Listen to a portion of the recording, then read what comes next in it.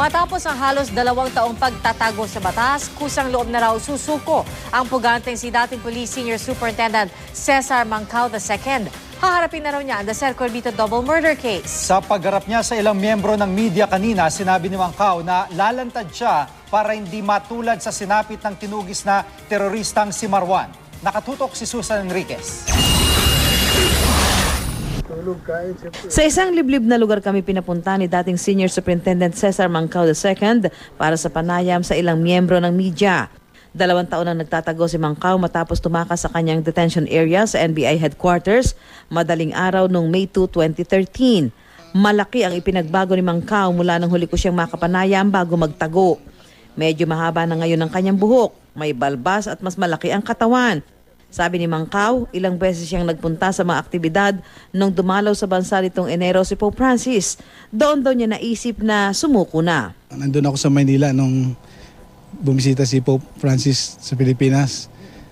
At doon nga na-enlighten ako, parang awaken ako sa mga mensahe. Ukol nga sa mercy and compassion. Kasabay ng kanyang paglanta, humingi ng tawad si Mancao sa mga taong idinawit niya sa The Corbito double murder case na sina dating Senador Pampilo Lacson at Manila Mayor Joseph Estrada. Dahil sa takot at yung banta sa buhay ko noon, kaya ako po nakapag-cooperate o sumunod sa kanilang mga kagustuhan kung anong gagawin.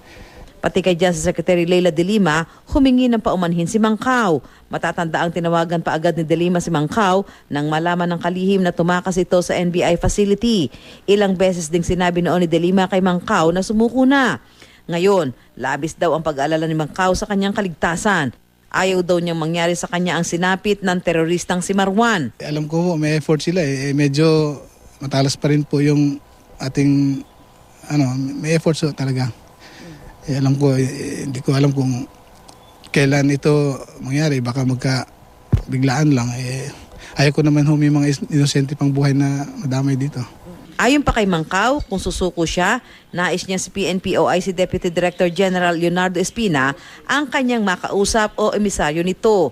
Gusto rin niyang sa PNP headquarters makulong at hindi sa NBI. Sana po yung mag-custody sa akin, hindi naman ako mapahirapan. At harapin ko naman din kung ano yung proseso. Yun nga lang, yung security lang talagang medyo, doon ako medyo problemado. Mas maganda po sa PNP. Handa naman daw si Espina na tanggapin ang pagsuko ni Mancao.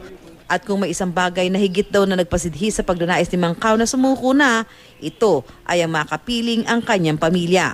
Susan Enriquez, Nakatutok, 24 Oras.